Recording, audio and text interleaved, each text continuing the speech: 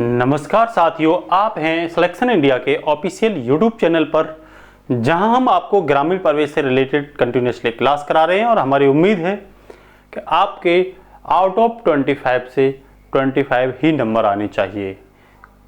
ये तो आपको पता चलेगा दोस्तों जब एग्ज़ाम आपके सामने होगा। तो आज हम फिर से जो कि हमारी क्लास चल रही थी कुछ योजनाओं पर, भारत की योजना, फिर स्पेशल में उत्तर प्रदेश की योजनाओं को हम पढ़ाएंगे। तो आज की योजनाओं में जो हमारी पहली योजना है वो है दोस्तों जो काफ़ी फेमस है, यहाँ से किसी न किसी तरीके से क्वेश्चन को बना के पूछ ही लेता है। तो देखो इसमें जो हमारी पहली योजना है वो महात्मा गांधी राष्ट्रीय ग्रामीण योजना मीन्स मनरेगा, हम इसे क्या बोल सकते हैं, मनरेगा कह सकते हैं। तो मनरेगा को जब हम पढ़ेंगे तो ये कई चरणों में स्टार्ट की गई थी। आप कह सकते हो कि भाई ये 3 चरणों में स्टार्ट की गई थी। इसका पहला चरण जो स्टार्ट हुआ था वो फरवरी 2006 से स्टार्ट हुआ था 22 जिलों के लिए। दूसरा चरण इसका 15 मई 2007 से स्टार्ट हुआ था 17 जिलों के लिए। उससे आगे के 17 जिले, मतलब 22 के आगे 17 जिले को और मिला लिया गया था। तीसरा चरण इसका 1 अप्रैल 2008 से सभी जनपदों में, मतलब भारत के सभी जिलों में ये क्या होगी, लागू होगी। उसके साथ साथ इसका उद्देश्य क्या है कि एक वित्त वर्ष में कम से कम 100 दिन की रोजगार की क्या देना, गारंटी देना, मजदूरी देना, एक प्रकार से आप कह सकते हो, ठीक है ना। ये योजना केंद्र और राज्य दोनों की मिलकर के योजना है, आप ध्यान दे सकते हो। और यहाँ पे जो रेशियो है वो 3:1 है, आप कह सकते हो 75-25 का अनुपात है। 75 इसमें केंद्र खर्च करेगा और 25 कौन खर्च करेगा, राज्य खर्च करेगा। और इसमें जो मजदूर अनस्किल होते हैं, अकुशल होते हैं, उनको इसमें शामिल किया जाता है। 100% अकुशल मजदूरों को इसमें शामिल किया जाता है, ठीक है ना। और ये बोल सकते हो मनरेगा भारत में एक रोजगार गारंटी योजना, ये रोजगार देती है। और किस एक्ट के तहत बनाई गई थी, तो ये 7 सितंबर 2005 को अधिनियमित की गई थी, राष्ट्रीय ग्रामीण रोजगार गारंटी अधिनियम के तहत, ठीक है ना। ये ध्यान रखना, अधिनियम मीन्स एक्ट। और इसका पुनः जो नामांकन किया था राष्ट्रीय ग्रामीण रोजगार अधिनियम, जिसे नरेगा कहते हैं, ये 2 अक्टूबर 2009 को इसका पुनः नामांकन किया गया था, ठीक है ना।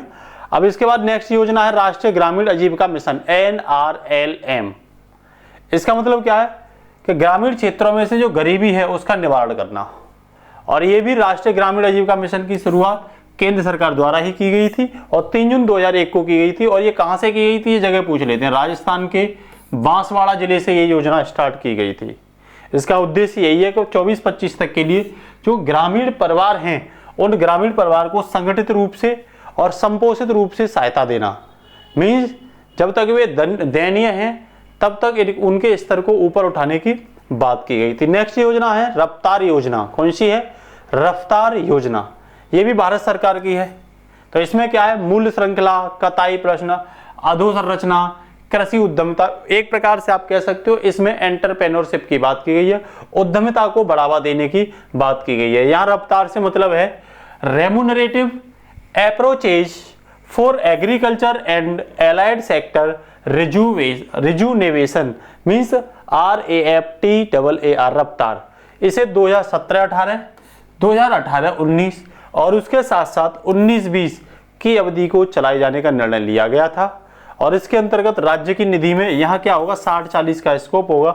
यहाँ 60 केंद्र खर्च करेगा और 40 राज्य। और जो विशेष राज्य हैं, जैसे विशेष राज्य का दर्जा प्राप्त राज्य या पहाड़ी राज्य या पूर्वोत्तर राज्य, वहां पर 90-10 के रेशियो में इस योजना से खर्च किया जाएगा। मेरा कहने का मतलब, मान के चलिए 100 रुपए खर्च किए गए तो इसमें 90 केंद्र खर्च करेगा और 10 वो राज्य खर्च करेगा। ये विशेष राज्यों के लिए क्या है, प्रावधान है। सामान्य या पूर्ण राज्यों के लिए ये 60-40 का इसमें रेशियो रखा गया है। वही नरेगा में 75-25 का रखा गया है। तो इसके लिए 15,722 का बजटीय प्रावधान आर्थिक मामलों की मंत्रिमंडल समिति ने लिया था। नेक्स्ट है भारत नेट योजना का चरण 2। इसमें क्या है कि जो ग्राम पंचायतें हैं या दूर दराज गांव हैं उनको हाई स्पीड का ब्रॉडबैंड सेवा उपलब्ध कराने की बात की गई है मार्च 2019 तक, ठीक है ना। भारत नेट योजना का जो दूसरा चरण और अंतिम चरण है वो 13 नवंबर 2017 को क्या हुआ था, आरंभ हुआ था। इसके साथ ही नेक्स्ट है भारतमाला परियोजना। तो इसके तहत आर्थिक, पहले तो बात ध्यान रखना, आर्थिक विकास और रोजगार के सृजन को बहुत ज्यादा गति देने के लिए ये योजना स्टार्ट की गई थी, केंद्र के द्वारा स्टार्ट की गई थी 24 अक्टूबर 2017 को। इसके तहत राजमार्ग विकास की मेगा परियोजना इसे बोला गया है। और भारतमाला का क्या किया गया है, अनुमोदन किया गया। ये कहां से शुरू की गई, तो याद रखना गुजरात राज्य से शुरू की गई थी। उसके साथ साथ राजस्थान, पंजाब, जम्मू एंड कश्मीर, हिमाचल प्रदेश, उत्तराखंड, उत्तर प्रदेश, बिहार, सिक्किम, असम, अरुणाचल प्रदेश होती हुई पूर्वोत्तर राज्यों में मिजोरम, मणिपुर और भारत म्यांमार की सीमा तक क्या करती है, ये टच होती है। ठीक है, इसके साथ ही प्रधानमंत्री वय वंदना योजना, तो ध्यान रखना ये वरिष्ठ नागरिकों के लिए पेंशन से संबंधित योजना है। इसे शुरू किया गया था। अब बोला गया कि भाई ये मार्च 2020 तक खुली रहेगी और इसे जीएसटी से मुक्त किया गया। ये अच्छी बात है, इसमें जीएसटी नहीं लगेगी। और इसमें यह बोला गया कम से कम 1.5 लाख और अधिकतम 7.5 लाख तक जो वयस्क हैं वो अपना क्या कर सकते हैं, निवेश कर सकते हैं। और इसके तहत पेंशन मासिक, त्रैमासिक, अर्धवार्षिक, वार्षिक प्राप्त की जा सकती है। और 1.5 लाख निवेश पर मासिक जो पेंशन होगी वो 1,000 रुपये होगी, ध्यान रखना। नेक्स्ट है संपदा योजना।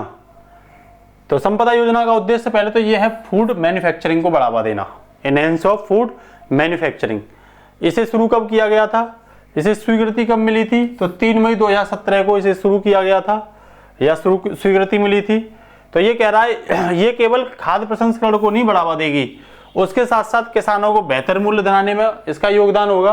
किसानों को उनकी आय को दोगुना करने में इसमें योगदान होगा। विशेष रूप से जो ग्रामीण क्षेत्र हैं वहां पर ये रोजगार बढ़ाएगी, उसके साथ साथ लोगों की आय को दोगुना करने का प्रयास किया जाएगा। तो विशेष फोकस जो है इसका वो कहां पे है, ग्रामीण सेक्टर में है।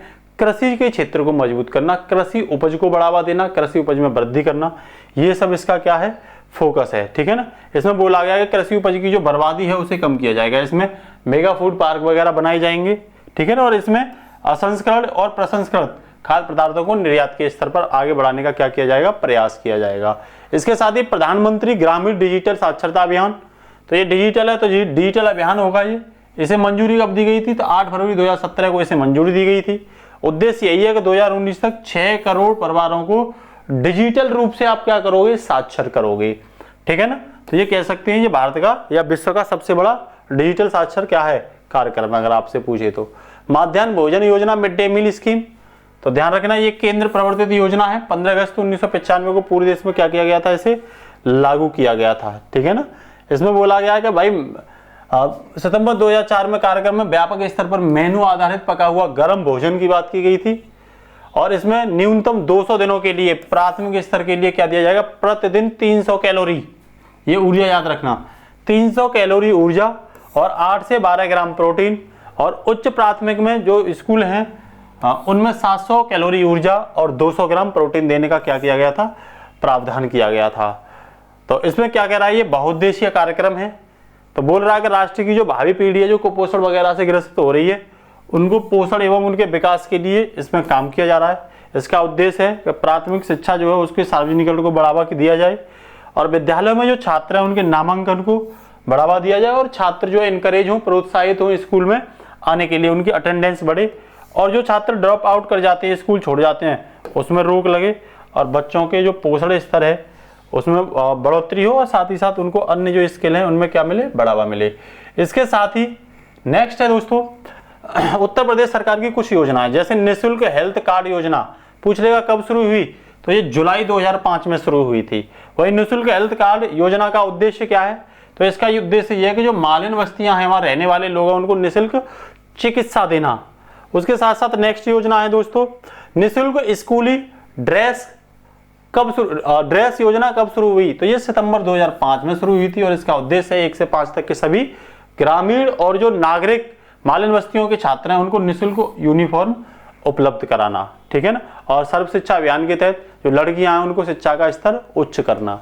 नेक्स्ट है बालिका श्री योजना की शुरुआत कब हुई, कौन सी योजना, बालिका श्री, ये आपके एग्जाम में पूछी जा सकती है। बालिका श्री योजना की शुरुआत कब हुई, तो आपका आंसर होना चाहिए भाई वर्ष 2006 में इसकी शुरुआत हुई थी। बस इसका उद्देश्य यह है कि जो अनुसूचित जाति की छात्रा हैं उनको बीमा सुरक्षा प्रदान करना। नेक्स्ट है यूनिफॉर्म एवं बाईस्किल अनुदान योजना। इसकी शुरुआत वित्तीय वर्ष 2003-04 में हुई थी और इसका भी उद्देश्य है कि जो एसटी के 6 से 12 तक की जो छात्रा हैं उनको विभाग द्वारा संचालित आश्रम पद्धति विद्यालयों में नहीं पढ़ती हैं उनको वो शिक्षा उपलब्ध कराई जाए। इसके साथ साथ नेक्स्ट है दोस्तों कस्तूरबा गांधी बालिका विद्यालय। तो ये आवासीय शिक्षा के बारे में बात करता है। अगस्त 2004 में से क्या किया गया था, शुरू किया गया था। इसका बस उद्देश्य यही है कि जो आर्थिक रूप से पिछड़े हैं उन बालिकाओं के लिए, खासकर बालिकाओं की बात की गई है, चाहे वो SC ST की हों, चाहे वो पिछड़ी हुई हों या अल्पसंख्यक वाली हों, उनको आवासीय विद्यालयों में क्या दी जाएगी, शिक्षा दी जाएगी। तो इनके आवासीय विद्यालय होते हैं, यहाँ शिक्षा दी जाती है, वहीं इनके आवास बने होते हैं। और बोला गया है कि 2008 से इस योजना के जो लक्ष्य हैं उन पर काफ़ी ढंग से अमल दिया गया है। अगर उद्देश्य की बात करें तो पिछड़े छात्रों को नियमित छात्रवृत्ति प्रदान कराना इसका उद्देश्य है। पूछे योजना कब संचालित की गई थी, तो ये 2008 से योजना क्या की गई थी, संचालित की गई थी। और कह रहे हैं अगस्त 2004 में ही इसका प्रारंभ हो गया था, लेकिन प्रभावी रूप से इसे 2008 से शुरू किया गया था। तो आज की क्लास में इतना ही है, फिर मिलते हैं शानदार कुछ और योजनाओं के साथ जो ग्रामीण प्रवेश की क्लास में उम्मीद है कि पूरे में से पूरे क्वेश्चन आपके आएंगे। अच्छी क्लास लगती है तो आप ज़्यादा से ज़्यादा इसको शेयर किया करिए, जिससे कि आप चैनल को बढ़ाने में अपना सहयोग करें। जय हिंद दोस्तों।